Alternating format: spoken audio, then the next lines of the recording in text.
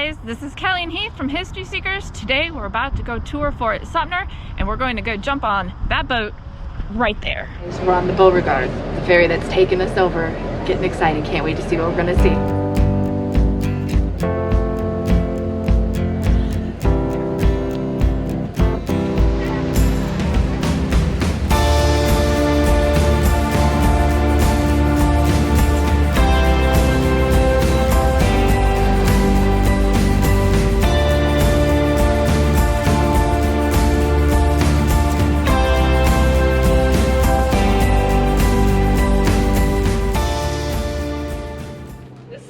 Question has been on the minds of Americans since this country's formation. Thomas Jefferson was quoted as saying, "We have the wolf by the ears, but we can neither hold him nor safely let him go. We have justice in one scale, self-preservation in the other." Now in this quote, Jefferson expresses that he knows that slavery is a bad institution, but he believes that our young country needs it to financially survive. Now, a rift began to form between pro-slavery and anti-slavery forces, and especially in the first half of the 1800s, violence broke out between politicians and citizens alike. Now, events like these were similar to taking a Coke bottle and shaking it. So how much longer could we keep shaking that Coke bottle until the pressure becomes too much for this country? Now, 1860 is a year much like this one. It was an election year. And shouted out, who won the election of 1860? Lincoln. So Lincoln was not for the eradication or the removal of slavery from the United States, but rather he was against the expansion of slavery. So this means that slave states, like South Carolina, could keep it, but no new territories would be admitted to the Union as a slave state. And this is what directly led to the secession of the state of South Carolina. Now, South Carolina secedes on December 20th, 1860. Days later, United States forces stationed at Fort Moultrie, across the channel from us, moved under the cover of darkness to the still unfinished Fort Sumter. Now, this act was seen as a direct invasion by the new Republic of South Carolina. These U.S. forces here were under the command of a man named Major Robert Anderson. Now, Anderson, in his past life, was a professor at West Point. One of his students was P.G.T. Beauregard, now aligned with the Confederacy. On behalf of the Confederacy, Beauregard asked Anderson to hand over Fort Sumter. No hard feelings. However, Anderson indicated he had his orders. He was to remain at Sumter. Beauregard indicated that he too had his orders. He was to open fire. Now, some of you may be familiar with the name Abner Doubleday. He was here as a second in command to Anderson. In a letter to his wife, written on April 2nd, 1861, only 10 days before the first shots were fired, he writes, "How we can get along without fighting in the midst of all this lawlessness, it is impossible for me to see." Now, Doubleday saw firsthand the growing tensions here in Charleston. And that Coke bottle that we were talking about before is about to explode. And it does at 4:30 in the morning on April 12th, 1861. The first shot of the Civil War is fired from Fort Johnson on James Island, and it explodes over Fort Sumter.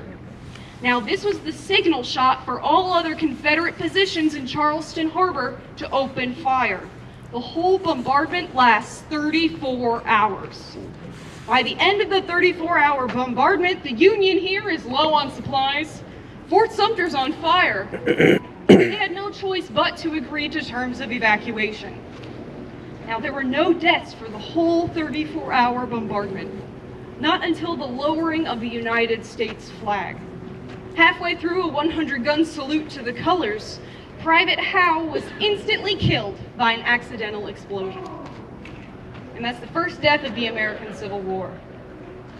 Over the next 4 years, over 600,000 would follow. Now, as we gather here at Fort Sumter on a warm January afternoon, we look up and we see the American flag flying over Fort Sumter today. Now, objectively speaking, we all see it the same way, right? That's the flag of the United States of America. That's something we can all agree on. However, subjectively or personally, we all see it just a little bit differently through the lens of our own experiences, understandings, and beliefs. So I encourage y'all at this time to slip your feet into somebody else's shoes for a moment and consider somebody else's perspective as we take a trip back in time to 1861. Now, how would a Union soldier view that flag? Well, that's the flag of the country that you're so desperately trying to hold together, right? What about a Confederate soldier, maybe from Charleston? Well, that's a symbol of invasion in your newly established republic. How could that flag perhaps make an enslaved person feel? That could mean injustice or even oppression. Today, Fort Sumter stands as a reminder of the consequences of uncivil discourse and violence, and in memory to the over 600,000 that lost their lives over the course of the American Civil War. And I encourage you all to think about that as you explore Fort Sumter today, because it all started here on April 12th, 1861.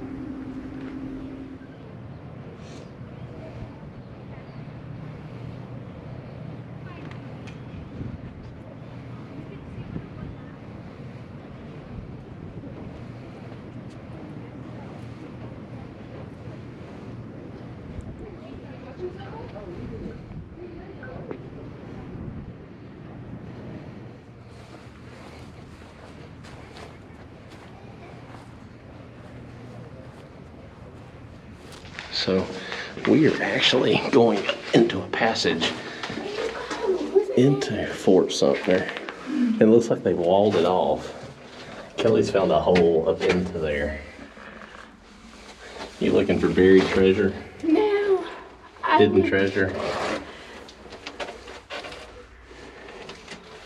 And we are inside the fort. Little passageway.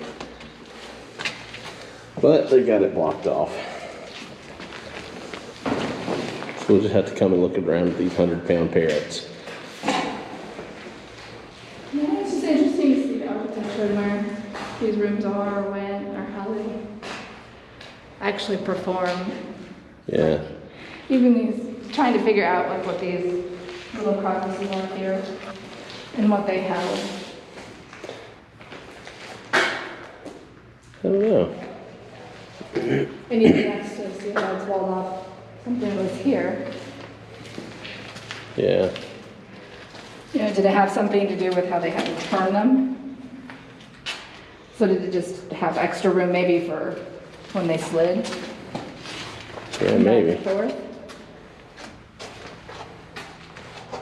Very cool. I always like to imagine what happened in mine. It's hard to do it when you can't paint the picture of it quite yet.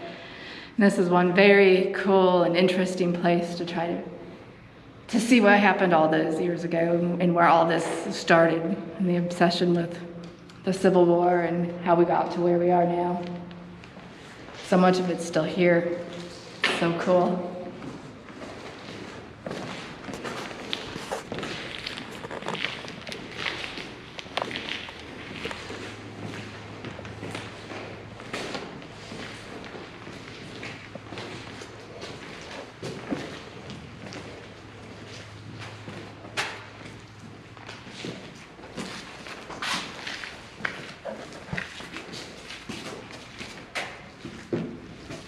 $6,800 yards was the maximum range.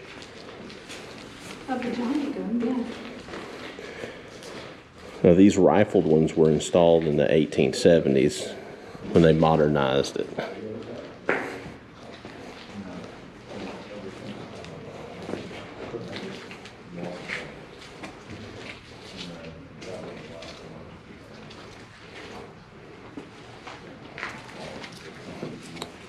Check that out, stamped on the side of the trunnion. 1863, 100 pound.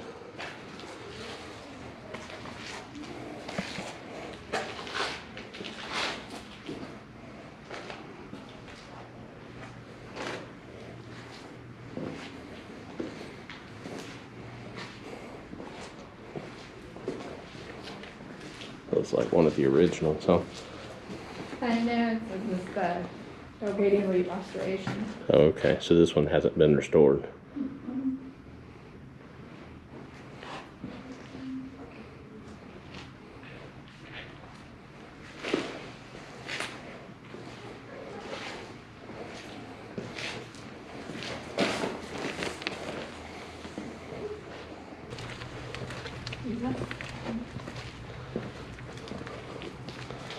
Look how it's broken away. Kelly, I can't help but think that some of these bricks, while some of them may have failed, some of the broken ones, I can't help but think that some of those marks like that were caused from exploding Confederate shells coming in. It could be. I mean, once they fired that first signal shot, I mean, they were shot from every direction, so. Yeah. And guys, the video is not going to do this justice. If you're in the area, you need to stop by and see this in person. The video just can't convey the history here. Giant cannons once upon a time. Yeah.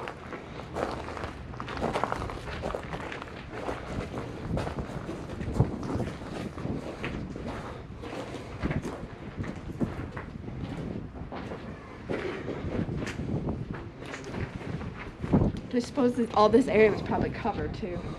Yeah, most likely so.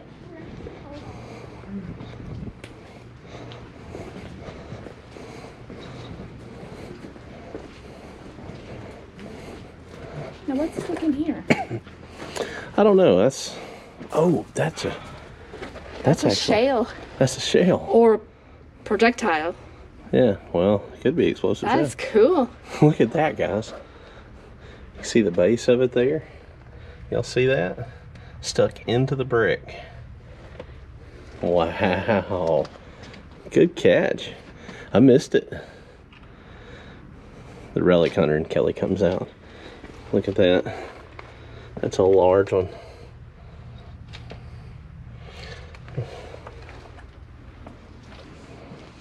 Oh, and look at this house. Oh. That definitely. Is that one there too? Or yep, sure is. That's the nose, I think. Or it might be the back. I think that's the nose one just broke off. Back here definitely has a several though, I think. Yeah. You know. Look at that. Another one. So maybe these areas, no, they had to have been there because you can still see the track. Yeah. Moving. Maybe why the gun's not here. It says, a close look in the wall in front of you reveals Union artillery shells embedded in the brick. They were fired during one of the longest sieges in U.S. military history. So they fired. The bullet-shaped shells embedded were fired from a powerful rifled cannon. Okay. So those are shells and are projectiles. Because every time I ever say it's a shell on accident, I'm told, no. It's a projectile. It's a projectile. It's like saying magazine and clip. There's a difference. Oh gosh. I bet there's a lot more stuck in these walls and in the sides of this that will never be found. They don't allow relic hunting here. And it's still there. When we were at the Low Country metal detecting show this past weekend, we were talking a little bit about the difference between shells and projectiles. And you never want to screw them up if you come across somebody who deals with projectiles and somebody who deals with shells. I was showing the difference to some of the kids that were there, and Maggie Gillis, a little girl who got her first metal detector this Christmas, I showed her. So Maggie, I want you to let us know, if this didn't explode and doesn't appear to have a fuse, you let us know in the comments, honey. Is that a projectile or is that a shell? And thanks so much, honey, for coming to the Relic show and coming down to Charleston to see us.